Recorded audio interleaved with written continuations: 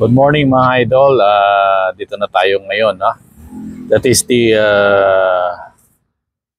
fifth update ng ating land travel from Kabangkalan, Negros Occidental to Luzon, Manila. Yan po. Lapila naman po tayo dito sa Calapan, Batangas. Calapan, Mindoro. Yan po. Ito yung pila rito pag sumampa. Yung sasakyan natin ngayong Roro ay Montenegro. Ito yung pinaka umaga umalis, alas 8 ng umaga. Ang iba alas 10, alas 12. So ito yung kinuha natin kasi maaga. Kasi bukas maghahabol po tayo Monday tomorrow para magre-report tayo sa opisina natin. Ito pa lang yung nakapila rito. Saka yung pinakahuli. Yan. Okay. Yan po.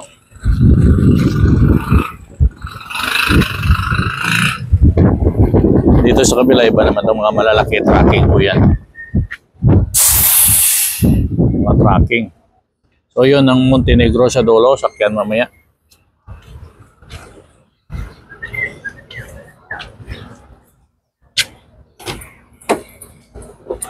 Pasok tayo.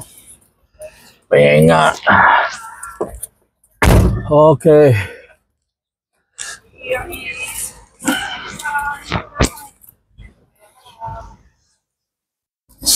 So sa lahat ng gusto mag-travel gusto mag-travel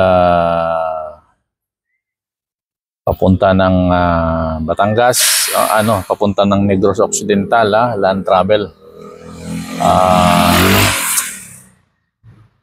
Dito nyo lang mapapanood yung aking update sa mga travel ko. Ito isa-isa ko ito in-update kung saan ako mag-drop over. That is the last Loro, Calapan. Mag-drop off tayo mamaya sa Batangas and then travel na papuntang Taguig. Sa Taguig po tayo. Yung destination natin ay Taguig. So I hope na wala pang bagyo. So nakaraan nag-iisip-isip ako kasi may nabalitaan ako malakas na bagyo. So parang doon sa Negros nakita ko na medyo mainit naman. So try natin kasi alam naman ng mga Coast Guard yan kung mayroong bagyo. So hindi nila operate yung mga Roro na yan. Hindi nila papaalisin.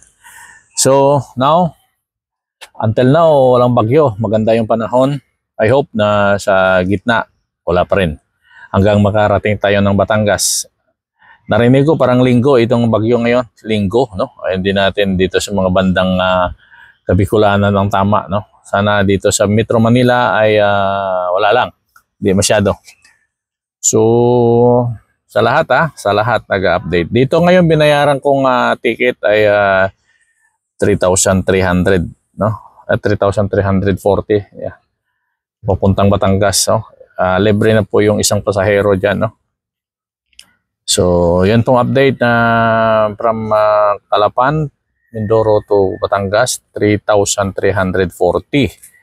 And then, kung galing naman kayo doon sa Negros, from Negros, so ta-travel kayo, kung sa Kabangkalan kayo, o either sa Bacolod, ta-travel kayo Bridco Port, Meron kayong babayaran dyan ng mga 300 something sa mga gate, Saka sa yung mga gate, Coast Guard Terminal P, meron kayong babayaran dyan, Pero ang total amount of sa sasakyan lang ikarga sa Roro dyan sa may Bridco is 1,000, Dalawa na po yung kasama dyan.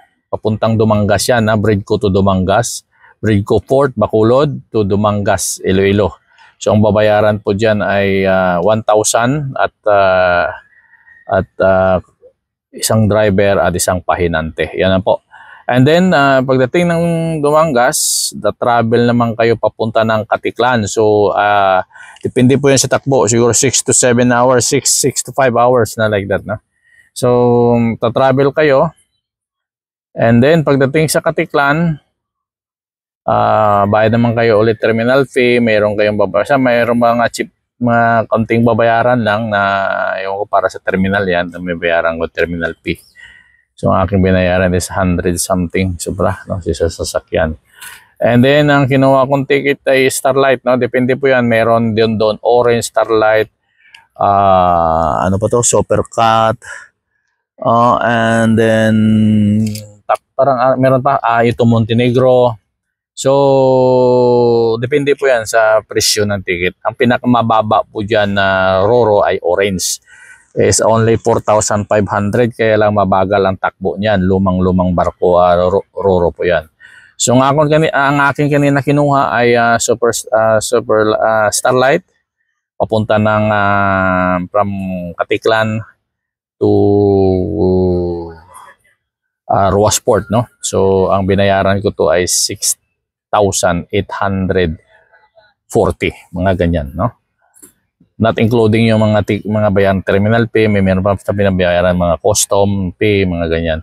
So yun ang binayaran ko, no? So sa sasakyan lang po to ay 1,000, 6,800, so mga 7,000 na, 7,800 something, no? And then from here, tatakbo naman kayo from Ruasport.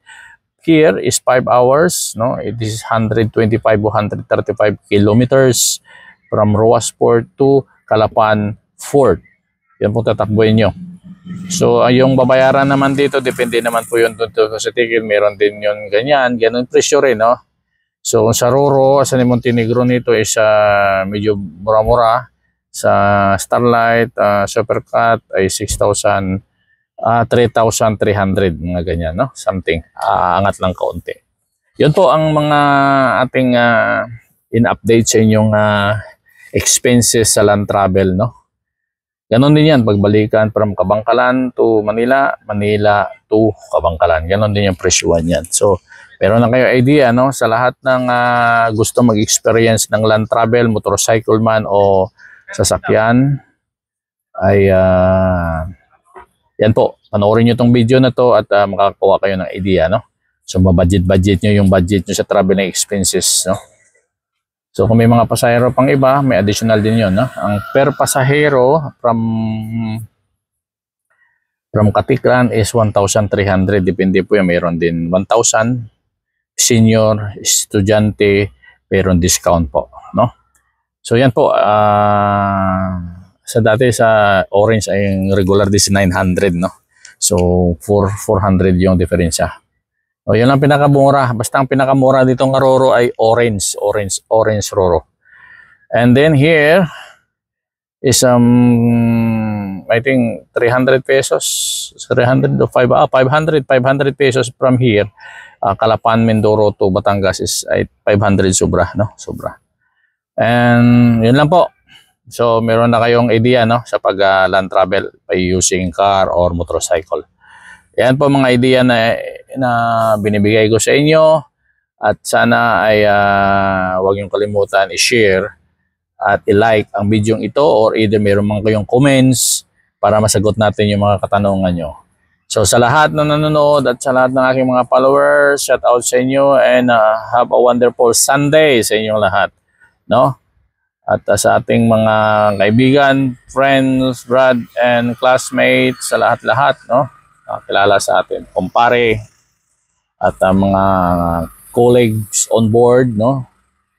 So shout out sa inyong lahat and God bless. See you in the next last destination is Batangas. I-update po kayo natin pagdating sa Batangas. Maraming salamat po sa inyong lahat.